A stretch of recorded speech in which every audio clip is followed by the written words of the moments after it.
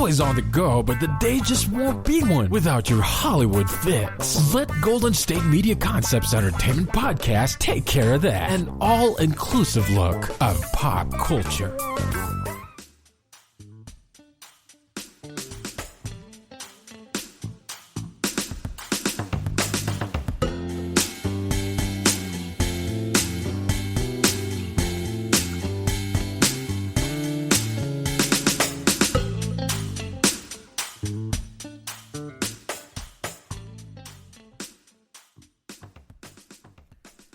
Thank you for tuning in to the GSMC Entertainment Podcast, brought to you by the GSMC Podcast Network.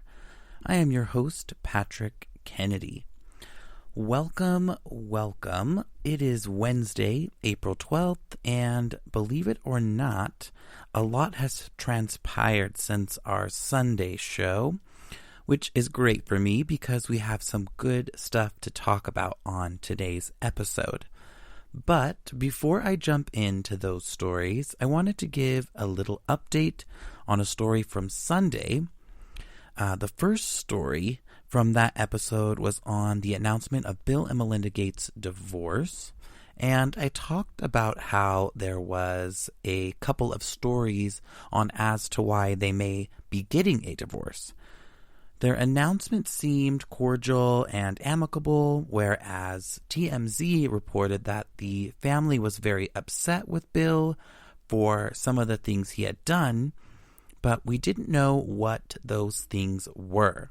Well, on Monday, it was released that Melinda Gates began divorce moves at the time Bill was meeting with Jeffrey Epstein, and that she explored options about 2 years ago, roughly at the time sex criminal Epstein died in jail.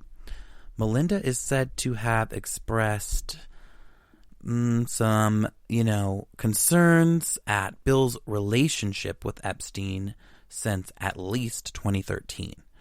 Her meeting with divorce lawyers in October 2019 is said to have taken place at roughly the same time as a New York Times article detailed Bill's meetings with Epstein, which included an overnight stay at Epstein's New York mansion.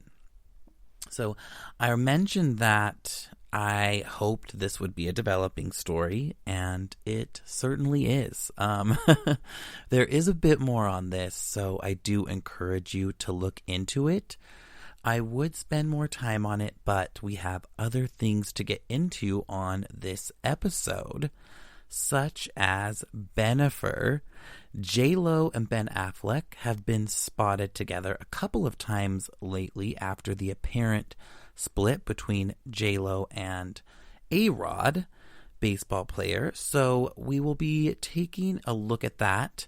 Also, the upcoming Mayweather Logan Paul fight and the drama leading up to it. Sorry, I get them both confused. But first, back to BENNIFER, a.k.a. Jen and Ben, a.k.a. Jennifer Lopez and Ben Affleck. The two have reportedly been spending time together following Jennifer's split from baseball player A-Rod.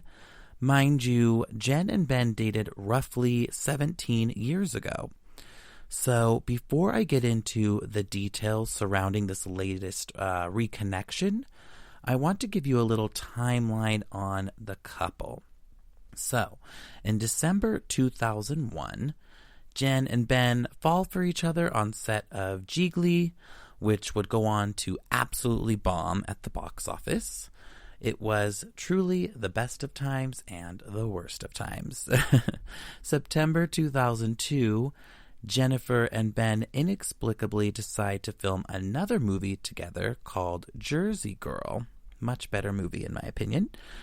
November 2002, Ben proposes to Jennifer with a ring that has been haunting me for over a decade. It is a 6.1 carat pink solitaire. At the time, J-Lo told Diane Sawyer that the proposal was traditional, but also in a very spectacular way. as of course Ben would do it. It was very, very beautiful, she said. That same month, Ben stars in J-Lo's iconic Jenny from the Block video. July 2003, the couple arrive at the premiere of Jiggly. The vibes were slightly awkward.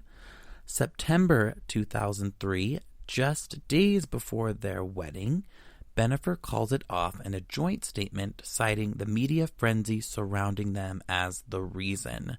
They said, quote, "Due to the excessive media attention surrounding our wedding, we have decided to postpone the date.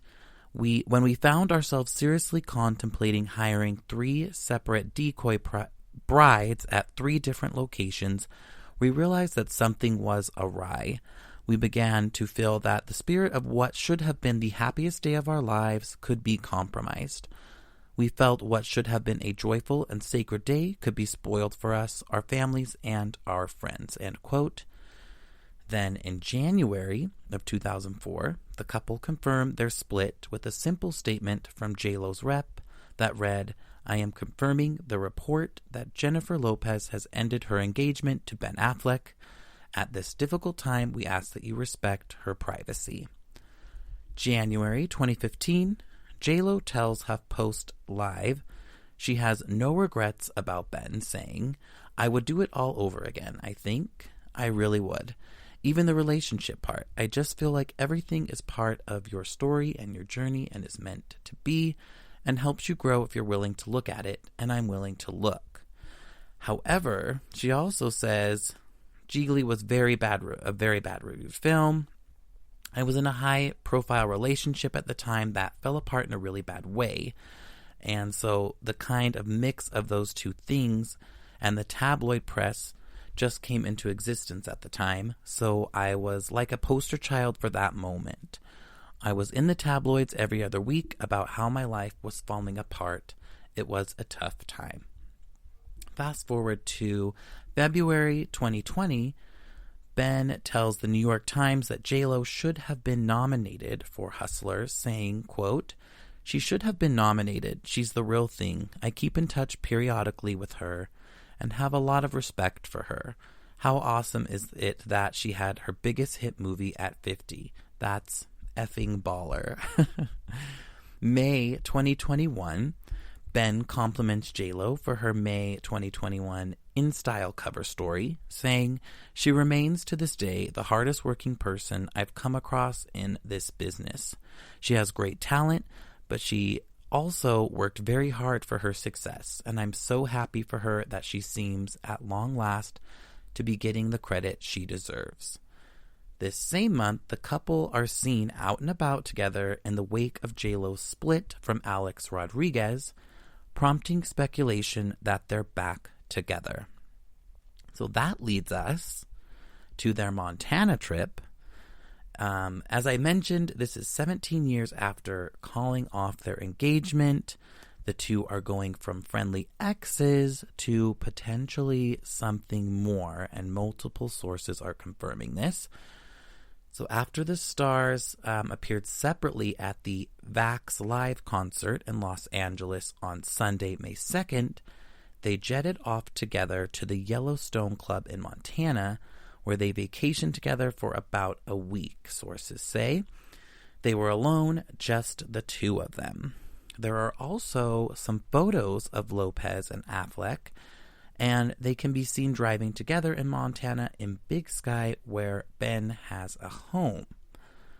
This news comes about a month after Jennifer and Alex Rodriguez confirmed they split after 4 years together.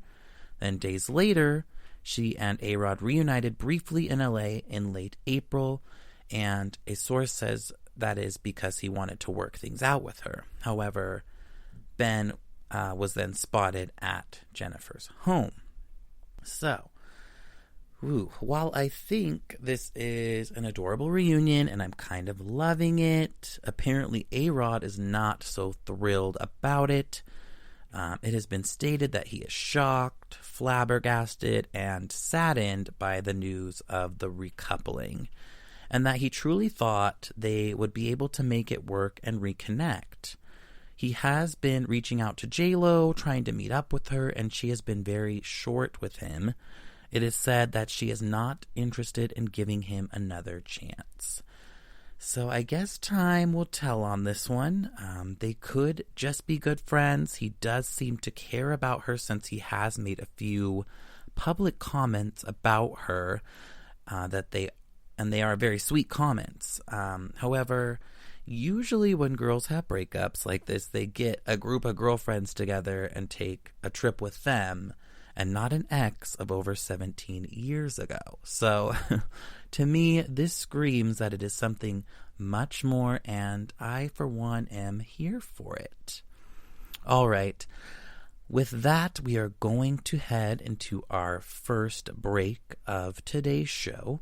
When we come back, I will be talking about the much-anticipated fight scheduled for June 6th between Floyd Mayweather and Logan Paul, and some of the drama that's been happening between the two of them leading up to that, so stick around. Want to find out what movies to go see? Then check out the GSMC Movie Podcast. It's your ticket to the latest movies, whether it's a new blockbuster event, romantic, comedy, or action flick. This show has got it all covered. They talk some what to go see now. Don't bother. What's hot on Netflix and everything in between. That's gsmcpodcast.com/movie-podcast. When it's all about the movies, it has to be this new show. Don't forget to like them on Facebook and follow them on Twitter. Visit gsmcpodcast.com for more info.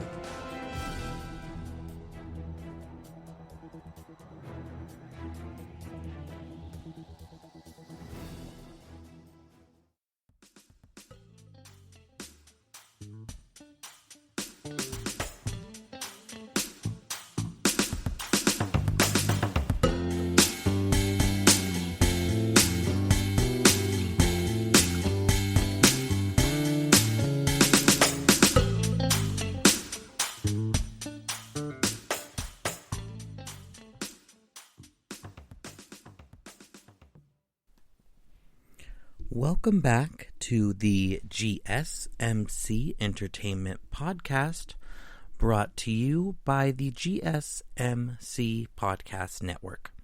In our first segment, I gave you a little update on what's going on in the Bill and Melinda Gates divorce.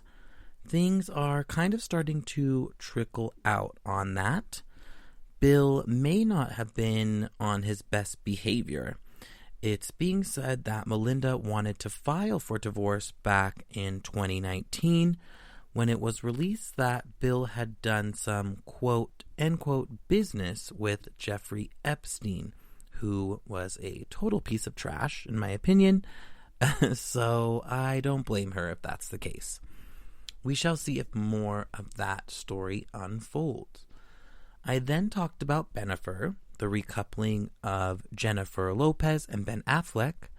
They dated about 17 years ago, and Jennifer and A-Rod recently broke up. Since then, she has been spotted with Ben in LA, and as of last week in Big Sky, Montana, where he owns a home. It does sound like it was just the two of them.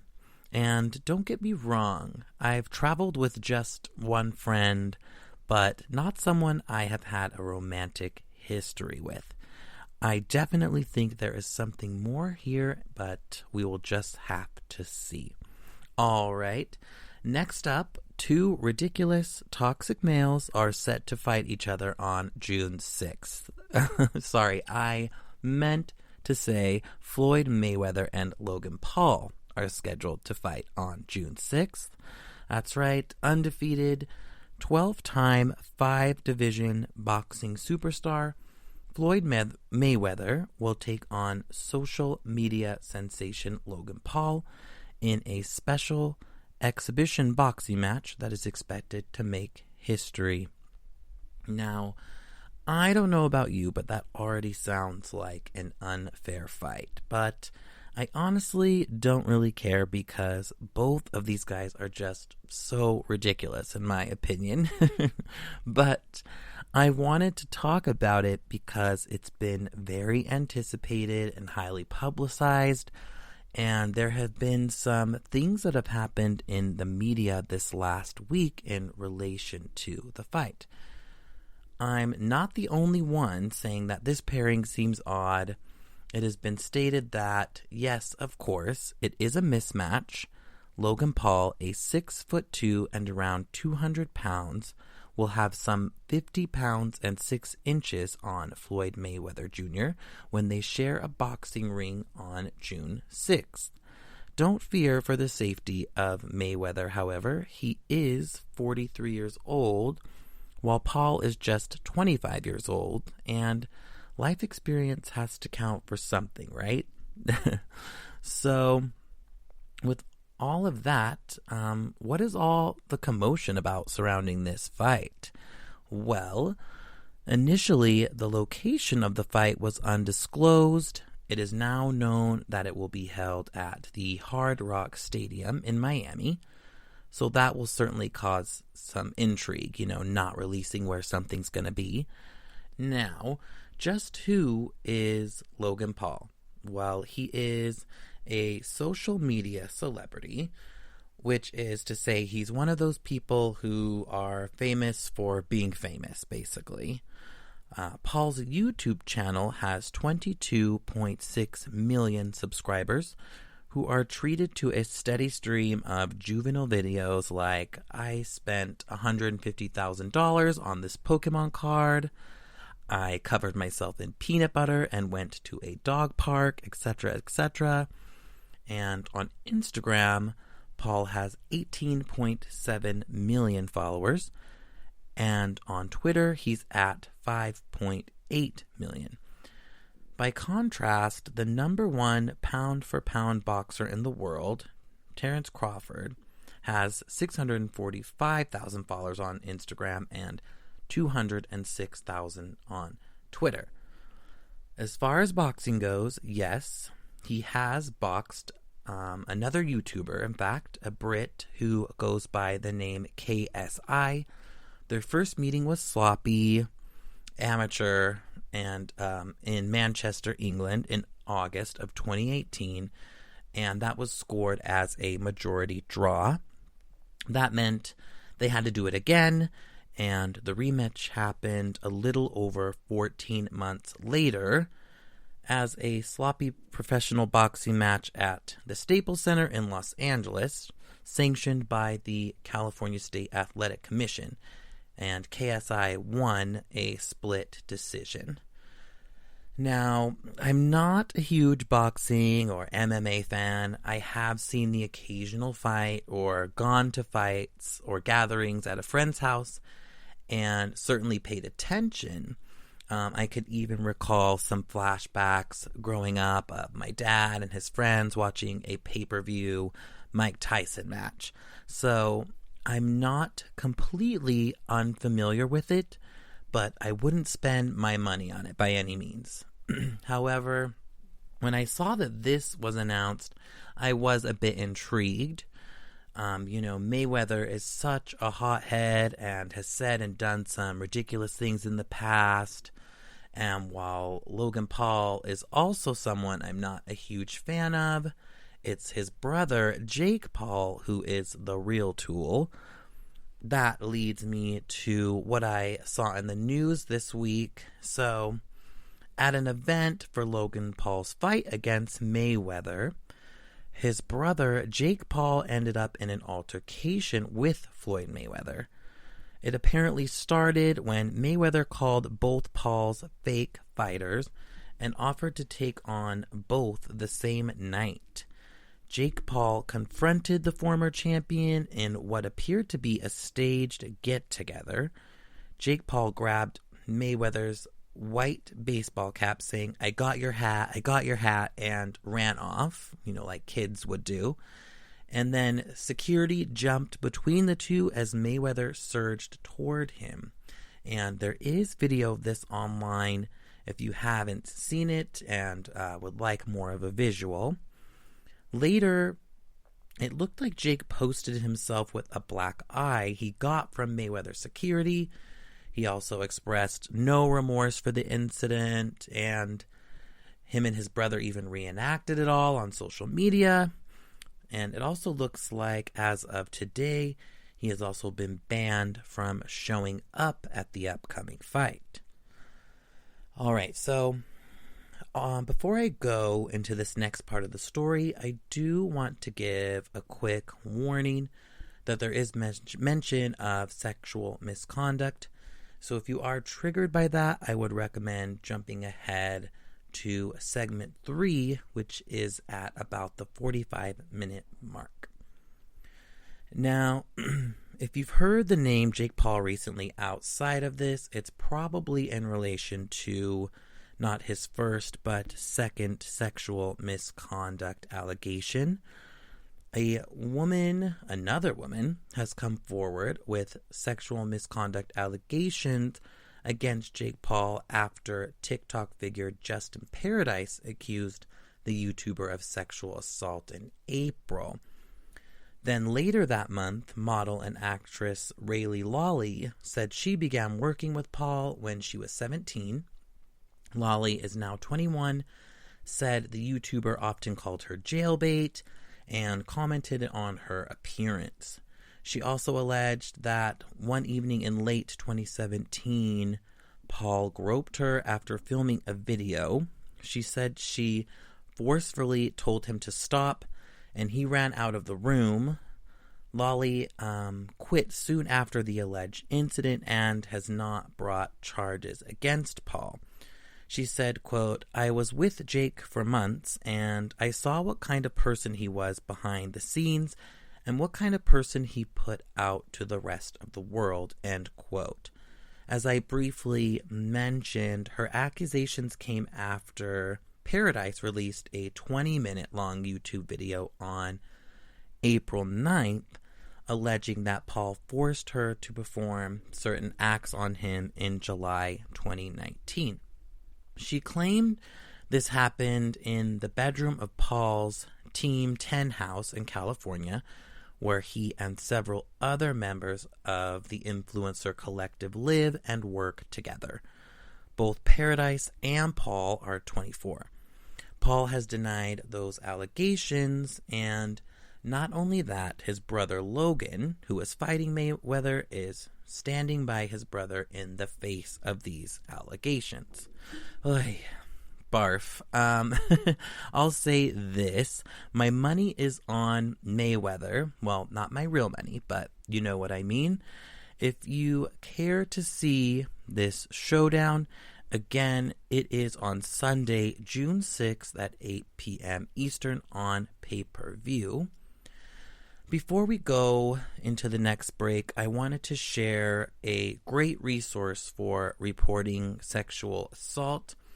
It is a touchy subject, and many times people are too scared or ashamed to say anything. So I wanted to share this information with you all, and this comes from RAINN.org. That's RAINN.org. The decision to report to law enforcement is entirely yours. Some survivors say that reporting and seeking justice helped them recover and regain a sense of control over their lives. Understanding how to report and learning more about the experience can take away some of the unknowns and help you feel more prepared. You have several options for reporting sexual assault. Call 911 if you are in immediate danger. Dial 911. Help will come to you wherever you are. Contact the local police department. Call the direct line of your local police station or visit the station in person. If you are on a college campus, you may also be able to contact campus-based law enforcement. Visit a medical center. If you are being treated for injuries resulting from sexual assault, tell a medical professional that you wish to report the crime. You can also choose to have a sexual assault forensic exam to find an appropriate local health facility that is prepared to care for survivors. Call the National Sexual Assault Hotline, 800-656-HOPE. Again, that is 800-656-HOPE. Okay, we are going to take our next break, but please stick around because in the next segment I am going to be talking about Porsha and Simon. That's Porsha of the Real Housewives of Atlanta. And following that is Patrick's Pop Culture Pick, Emily in Paris. Tired of searching the vast jungle of podcasts? Now listen close and hear this out. There's a podcast network that covers just about everything that you've been searching. Hey! The Golden State Media Concepts Podcast Network is here. Nothing less than a podcast bliss with endless hours of podcast coverage. From news, sports, music, fashion, cooking, entertainment, fantasy, football, and so much more. So stop lurking around and go straight out to the Golden State Media Concepts Podcast Network. Guaranteed to fill that podcast itch. Whatever it may be. Visit us at www.gsmcpodcast.com. Follow us on Facebook and Twitter and download us on iTunes, SoundCloud, and Google Play.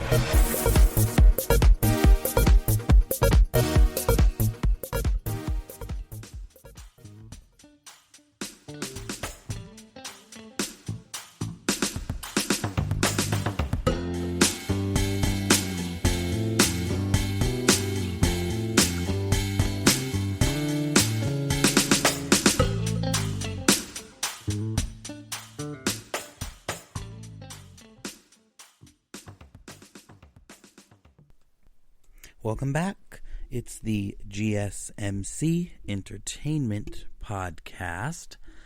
In my last segment, I talked about all of the drama surrounding the upcoming Floyd Mayweather Logan Paul fight.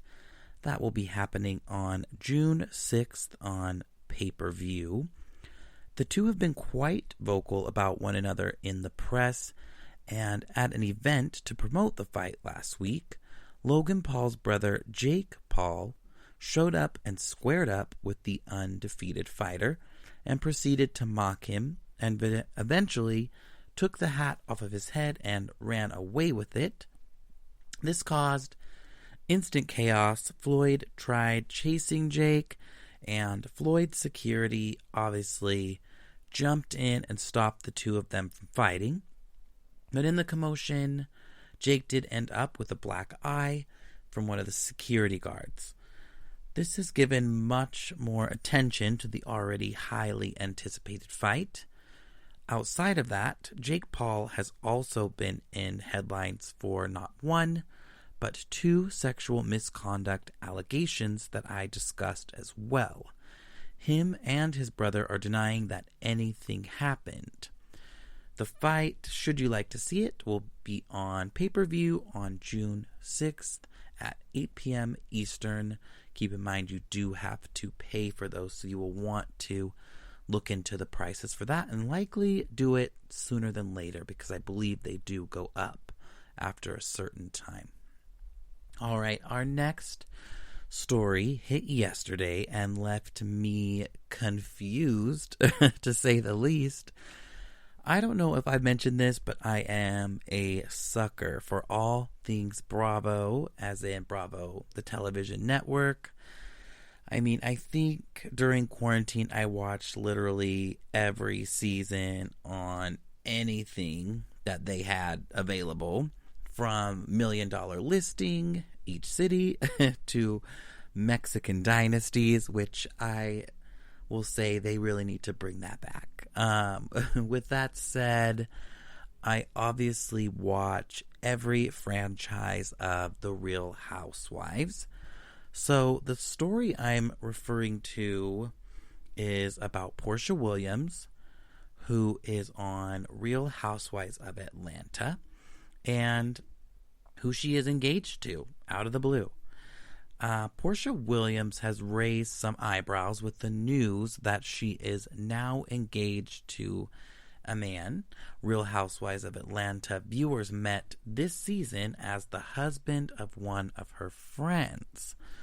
Williams posted about her relationship with businessman Simon Guobadia on her verified Instagram account on Monday. She said, quote, "Our relationship began a month ago. Yes, we are crazy in love. I know it's a bit fast, but we are living life each day to its fullest." She continued to say, "I choose happiness every morning and every night, tuning out all negative energy and only focused on positive wishes. He makes me so happy, and to me, that is what matters most." End quote. Gwobadia and his wife Fallon were introduced on The Real Housewives of Atlanta this season, with her being listed as Porsha's friend in their first scenes. Okay. Give me 1 second while I pick my jaw up off the ground, but what? Like, this couple was on the show this entire last season as a married couple, apparently happy, and Porsha was friends with Fallon, the now ex-wife. So, sorry, just kind of talking out loud and trying to make sense of all of this. If you are a little bit lost here, I'll give you a timeline of events. Simon and Fallon Gwobadia announced their split in April, about 3 months after he first filed for divorce. January 2021, Simon, who's 56, first filed for divorce from Fallon, who is 31, on January 15th. According to Fulton County Court records, quote, "Husband brings this complaint upon the ground that the marriage between the parties is irretrievably broken." His petition said later, noting that Simon desired an amicable settlement. Less than 1 week later, on January 21st, Simon dismissed his divorce complaint. February, on Valentine's Day, Simon posted a photo of the now estranged couple on Instagram alongside a statement about fighting for love. He said, quote, "It took me a lifetime to learn how to love someone unconditionally, even when I did not have examples of that growing up. It is never too late to learn, because an empty heart is even more of a greater burden." He wrote, "I'm still learning. I'm not quite there. And quite frankly, loving someone deeply is not a destination because it does get bumpy. It is a lifetime journey." He then added, "Try to get comfortable and enjoy as much of the ride as possible. Cheers to my fellow brothers that try. Never give up love."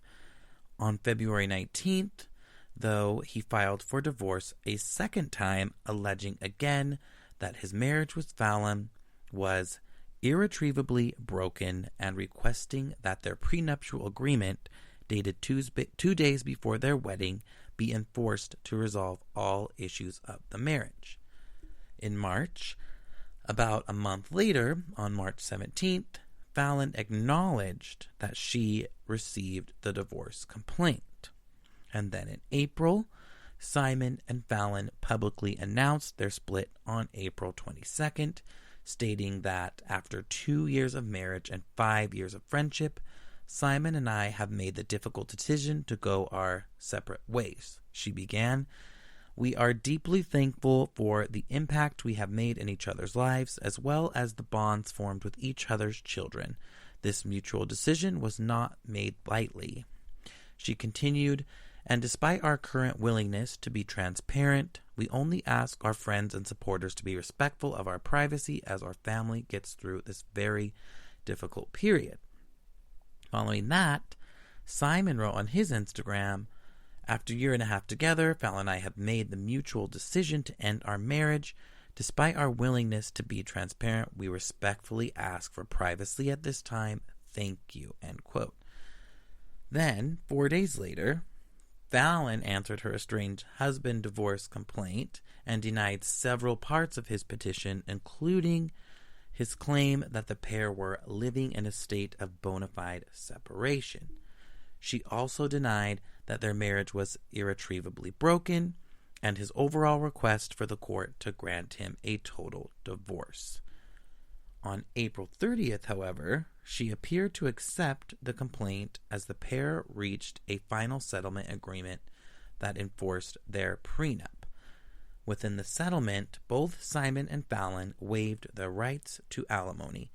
though Simon agreed to pay Fallon her portion of the profits they made from selling a property they jointly owned.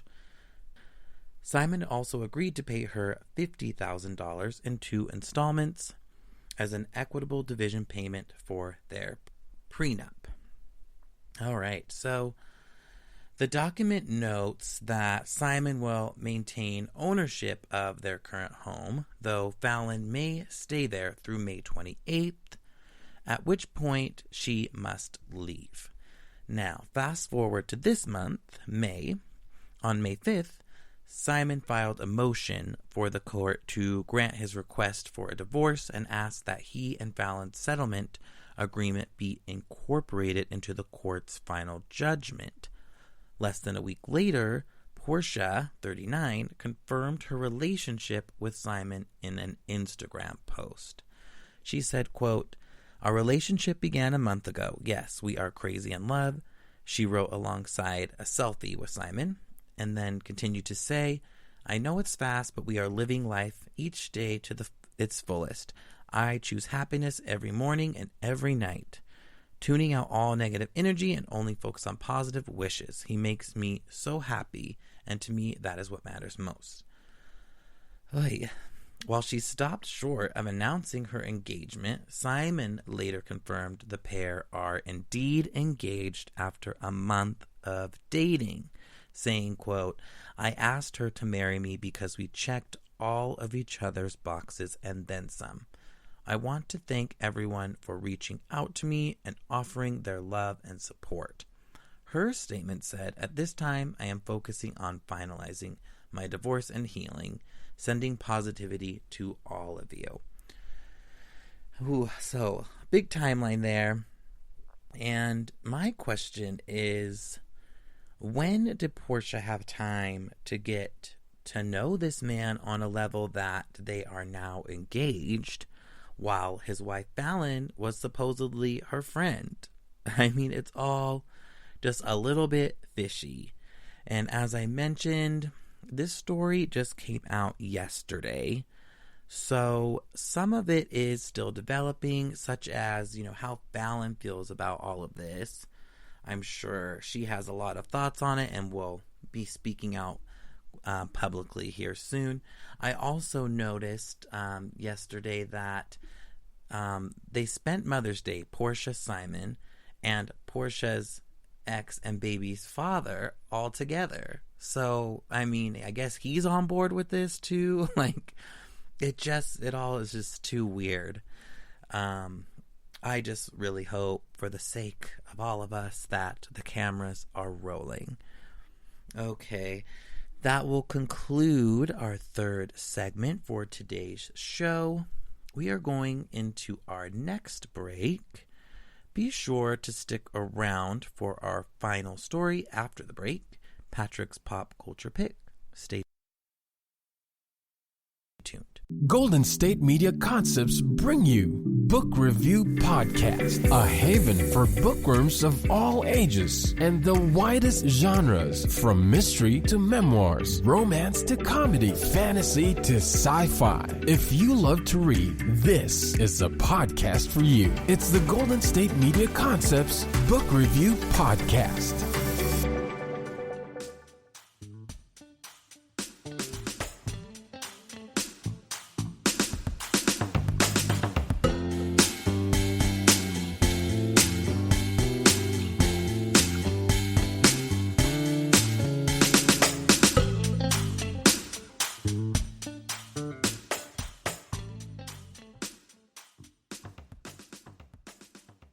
All right, we are in our last segment on the GSMC Entertainment Podcast. To recap what we talked about in the last story, Porsha Williams of Real Housewives of Atlanta announced her engagement to Simon Guobadia, who was the husband of one of her friends, Fallon, that we saw during this last season. I went over the timeline, which is a little questionable. It says to me that while Porsha was claiming to be this woman's friend, she must have also been talking to her husband, Simon. unless they met and, fell in love in like a month. And she just said, forget about her so-called friend. Any way you look at it, it's a little suspicious. Porsha has had a rocky dating / marriage history. Her ex-fiance Dennis, aka the hot dog man, let's just say he was very generous with his business. And after multiple times of him being unfaithful, they finally called it quits for good. They also share a daughter together. Prior to that, she dated a couple of people that didn't work out, and when we met Porsha, she was in a very controlling marriage to Cordell Stewart. Her personality was completely different back then. She was super reserved and a little bit more quiet. Her style wasn't as flashy. And there were also rumors of him being on the down low, which means he was potentially having sexual relations with men in secret. So with that track record, I do hope Porsha is finally happy, but the circumstances surrounding this are, again, just a little shady. Moving in to our next segment, our final segment, Patrick's pop culture pick, Emily is back in Paris. On Wednesday, November 11th, Netflix confirmed Emily in Paris would return for a second season, with a quirky note penned by Emily's long-suffering boss, Sylvie, which I thought was such an adorable idea. The letter reads, "To Madeline Wheeler, care of the Gilbert Group. We are writing to regrettably inform you that Emily Cooper will need to remain in Paris for an extended period of time. Despite her overconfident manner and lack of prior experience in luxury goods marketing, she has nonetheless managed to charm some of our hard-to-impress clients during her short time at Savoir. Call it bon chance or American ingenuity. I'm leaning towards the former. Her results are impressive. We hope that by extending her time in Paris, Emily will further the relationships she has already made, delve deeper into our culture, and perhaps pick up a few words of basic French. We will work in conjunction with you on applying for a work permit on her behalf to prolong her time here. We love having Emily in Paris, but please don't tell her that." So apologies for some of my bad French in that letter. Okay, so before I get into details surrounding Season 2, I wanted to talk a little bit about Season 1 and the reviews and news about that season and the show. Firstly, the show was blasted by French critics, calling it embarrassing. The City of Light is pretty dark on Netflix series Emily in Paris, with Parisians up in arms over the romantic comedy that stars Lily Collins as an American naif overcoming all manner of French stereotypes in her pursuit of becoming a social media guru. The show was created by Darren Star of Sex and the City and Beverly Hills 90210, and it was produced by MTV Studios. Emily in Paris debuted on Netflix worldwide October 2nd of 2020 and has already become a hot topic on social media on both sides of the Atlantic, with housebound viewers both loving and hate watching the show. The show follows 20-something Emily, a junior marketing executive at an American company that acquires a boutique French firm operating in the world of luxury. When Emily's boss, who is played by Kate Walsh, is unable to transfer to Paris, the company decides to go against logic and the character's glaring lack of language skills and send along young Emily instead to school her seasoned French colleagues in the ways of Instagram. While some have called Emily in Paris strikingly watchable, an escapist confection brimming with easily digestible plots, costumes, and characters, but the reviewers took issues with the main character of Emily. She's plucky, cheerful, and arrogant. Emily plops into Paris, determined to bring an American perspective to French branding, never once considering that her proud cultural ignorance is actually a weakness, not a strength.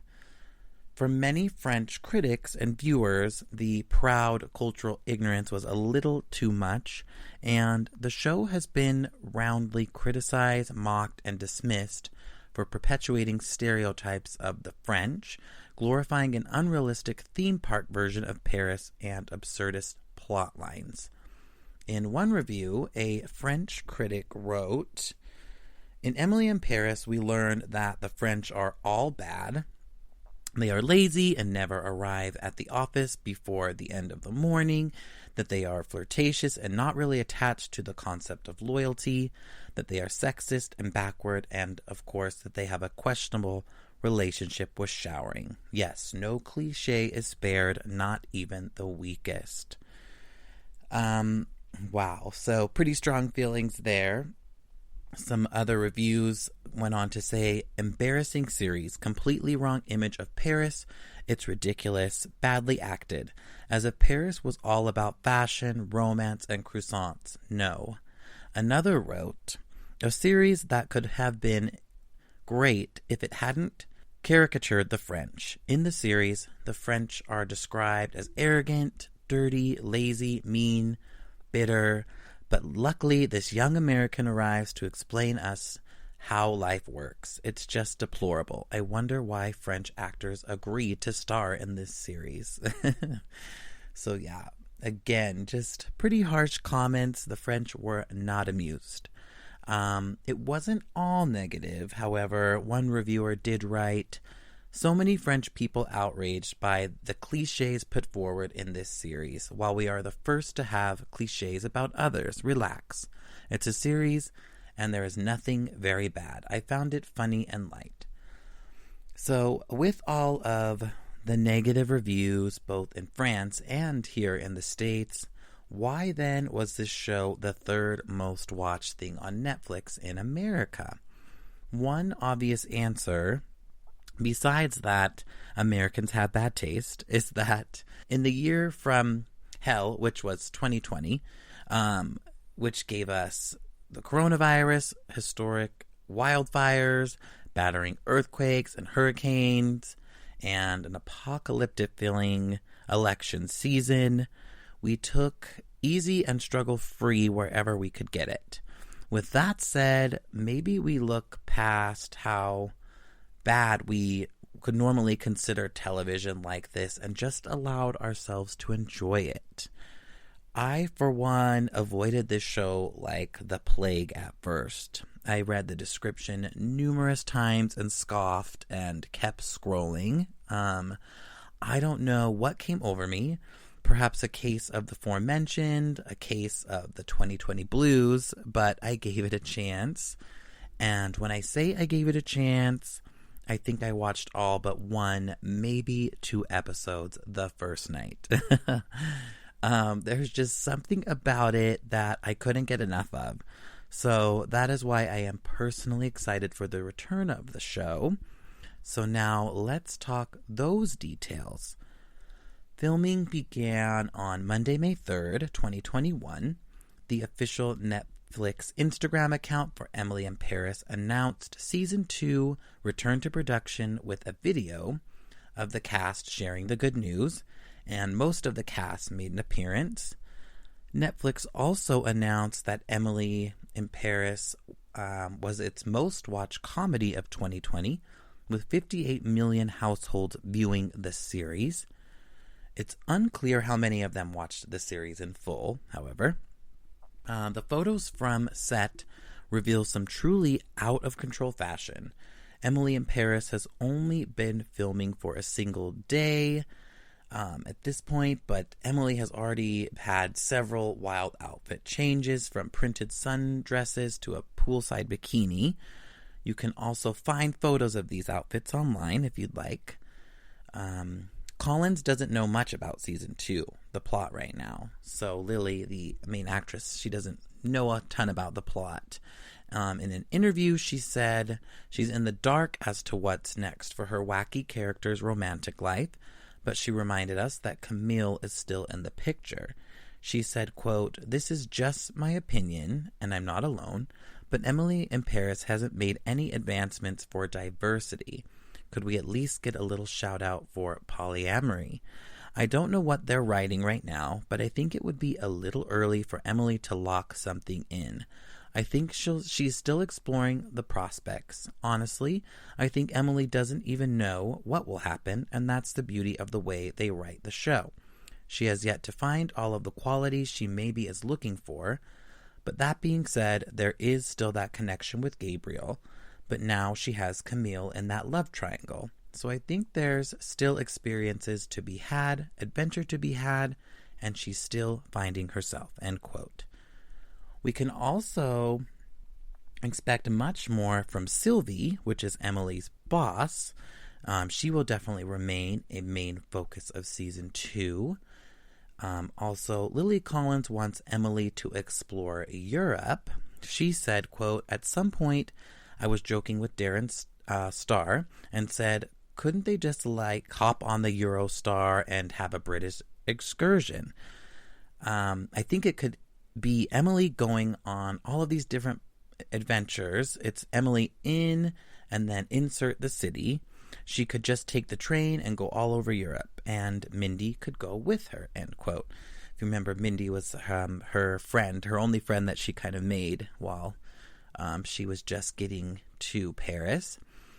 Also, season 2 could explore Emily's past. We definitely got our fill of Emily's fumbling around Paris in season 1, and it seems season 2 will deliver less fumbling and more of an actual plot. Lily said, quote, "The first season, we only had 10 episodes to really explore her new friends at work and who she meets outside of work.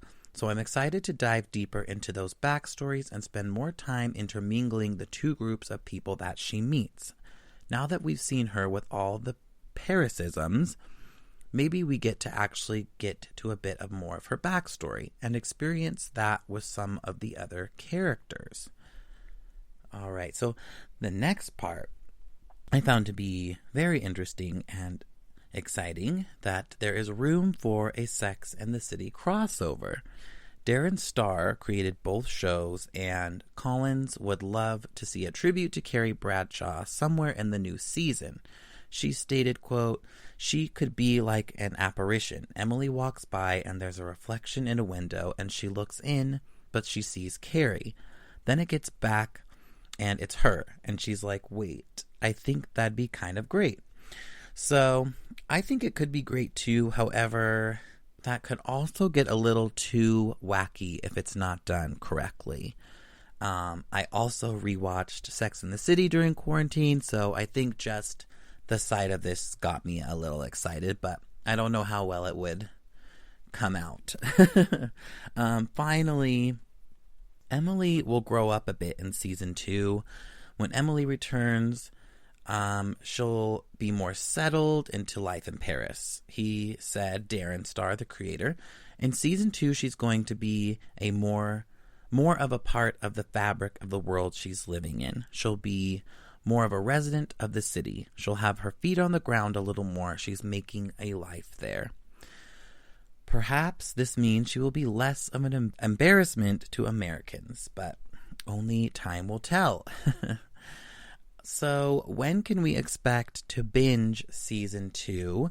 The series dropped in October of 2020, marking 14 months between the start of filming and the series release. At the very earliest, we could see Netflix release Emily in Paris season 2 in late 2021. However, 2022 seems more likely at this point. So our journey back to Paris is still a ways out, but I am counting down the days. All right, that is going to wrap up our episode for today. I hope you enjoyed it. I will be back with another episode this Sunday. I already have a lineup of juicy entertainment stories to discuss, and who knows what can happen between now and then. So stay thirsty, my friends. Thank you for listening to the GSMC Entertainment Podcast, brought to you by the GSMC Podcast Network. I would like to ask that you please remember to subscribe to the show and write a nice review. That really helps us. Also, if you can please follow us on Facebook, Twitter, and Instagram. Thank you.